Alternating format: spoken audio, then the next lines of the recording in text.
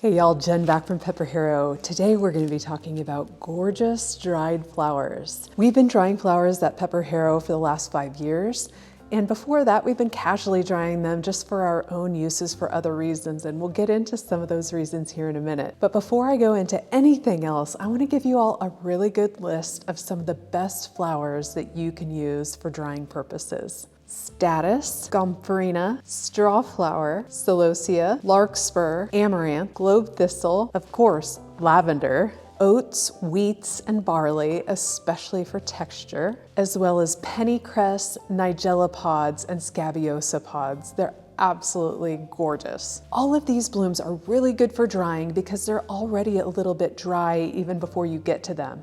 What you need to be aware of is that some flowers don't dry. And I highly recommend you test out some of these flowers for yourself.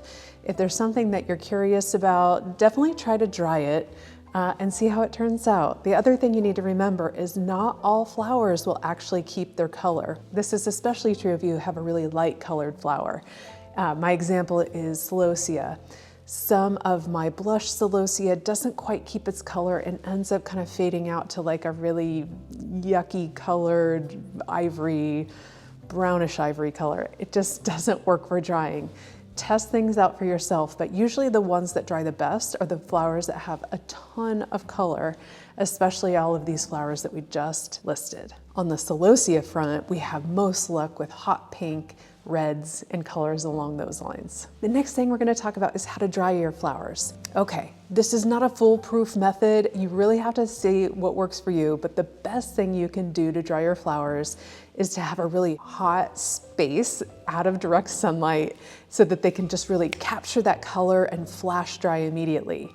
For us, we don't have a hot area, but we have a warm barn. There's really good airflow going. Airflow is really important to keep a fan running and to keep that air moving, just to make sure your flowers dry and that there's less exposure for any mold to form at all. Our space that we dry in is between 70 to 75 degrees during the summer on average. Sometimes it's a little warmer, but with that, we just know that our flowers are gonna take a little bit longer to dry. How we do it is we'll usually bundle 10 to 20 stems of a flower, stripping off all of the greenery as possible. We bundle them together and we rubber band them at the end. And then I use a little paper clip. I slip the paper clip up through the rubber band, and then we hang ropes from our rafters and then end up putting the other side of the rubber band to hang the flowers up. You can see how gorgeous these flowers look hanging from the ceiling in our little shop area. Some of our customers have come into our shop and they're just completely mystified by how beautiful it looks. It looks literally like there's a garden growing from the ceiling, and it looks magical. There's no other way to describe it. Common mistakes that you need to look out for when you're drying your flowers is overcrowding, too much sunlight, and high humidity. These three things can really put a damper on your dried flower processes, pun intended. If there's too much light, the exposure to sunlight will cause your flowers to fade, and really you're looking to keep these epic colors that they have, so keeping your dried flowers out of direct sunlight is definitely a good recommendation.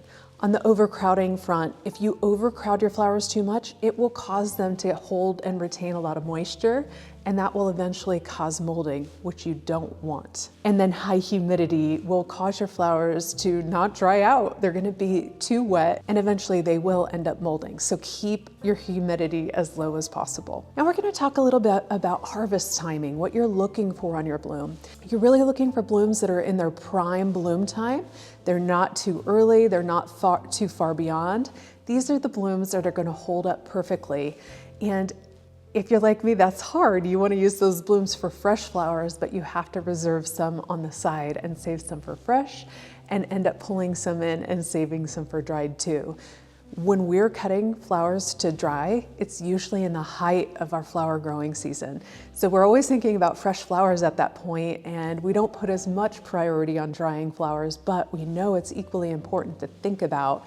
So we're always spending a couple hours each week gathering a few flowers out of the field to use for dried purposes. We use the air drying method for drying all of our flowers. I really just don't have time to use any other process, and air dry is the quickest, easiest way that I can dry a boatload of flowers to use for dried purposes. So air drying is a process we use here. That means we just hang them upside down from the rafters in our little shop area, and that's it. There's nothing more to it. Now the really fun part, what we use our dried flowers for here at the farm. Our dried flowers really just started as a fun way to experiment with having some beautiful flowers for our holiday wreath making. Holiday wreath making is a really nice wintertime activity that we do here. And because we're a flower farm, we feel like we need to give folks access to all of the gorgeous, amazing botanicals.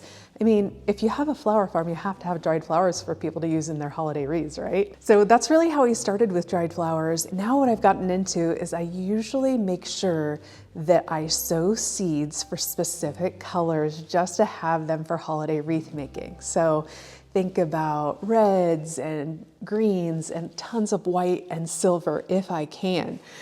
Those are the colors that I'm doing a last sowing for a last succession planting that I usually do in early July. And I'll harvest those flowers out and specifically use those for my holiday wreath making. So I'm kind of planning ahead a little bit in my season, looking at my color strategy on what I might need for those, and then also knowing that when I get ready to harvest those, that's exactly what those go for. Not fresh bouquets, they're actually gonna go for drieds to do holiday wreaths.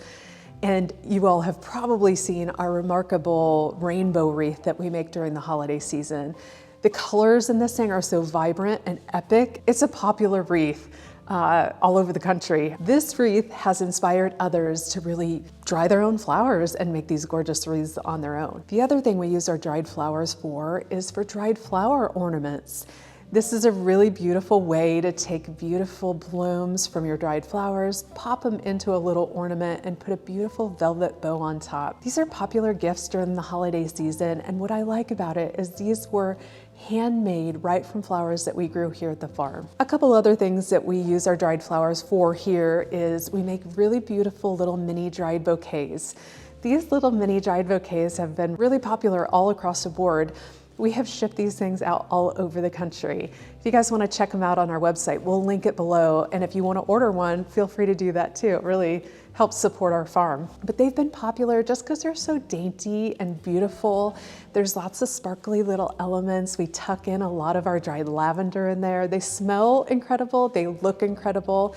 And one selling point for our customers is that we say, if you keep this out of direct sunlight and keep it in a warm, dry area, these blooms, the color is gonna last for over 2 years. And I'm happy to report several have come back and like, hey, it's already made it for 2 years and it still looks amazing. So that's the best compliment. Dried flowers really retain their color for a long time, which gives our customers the biggest bang for their buck when they buy flowers from us. The final thing we use our dried flowers for is just to bundle them up straight bunch and sell it as a bouquet. Our customers usually buy our flowers to either make their own mixed dried bouquets or to just tuck in a bundle in a vase for some winter beauty. You guys know how dull and gray and brown it is during the winter, usually depending on the area of the country you're in. But adding just that pop of color during the winter months just adds a little bit of joy and kind of gives us hope that the spring is ahead. I really love dried flowers because it supports our off-season activities when we're not growing fresh flowers. That's why when we are growing fresh flowers, it's important to take the time to harvest a lot of our flowers that are in peak bloom strictly for drying purposes because we know we need it in that off season. And it's no coincidence that usually our dried flowers are most popular in our off season when people can't get fresh flowers. There's something seasonal about it that drives people to want to purchase dried flowers during late fall and usually early spring. That's the time where we see the most success. But there is an uptick in demand we've seen across the board. A lot more people have been interested in having dried flower bouquets in their homes. So definitely something to check out. And I'm curious to know from you, if you guys have dried flowers and I didn't list a particular use, what are other ways that you use your dried flowers? I'm curious to know, and I'm sure others would be interested to hear as well. I love dried flowers not only for their creative use, but as a really good financial tool for our flower farm.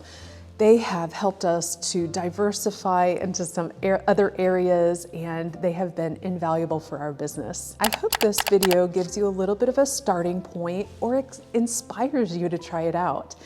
That's what I highly recommend. Start small, try a few things out. You're gonna quickly find your way with drying flowers and figure out what does work and doesn't work. If you all enjoyed today's video, please like the video and of course subscribe if you haven't already. It doesn't cost you a thing and it really helps us out so much. Thank you all for joining today and happy growing. And especially thank you to all of our patrons on Patreon, our Big Dreams family. We couldn't do it without you guys. Thank you all so much for your love and support.